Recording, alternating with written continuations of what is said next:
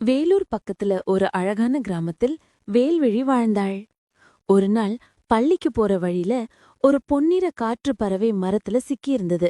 அது வேல்விழி காப்பாத்தினதும் அந்த பறவை பேச ஆரம்பிச்சு.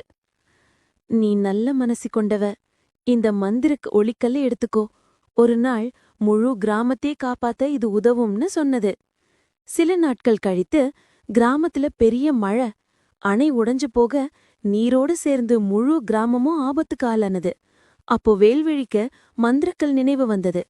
அவள் கல்லை உயர்த்தியதும் கிராமத்தை சுற்றி ஒரு பெரிய ஒலி பாதுகாப்பு வட்டம் உருவாக்கிச்சு.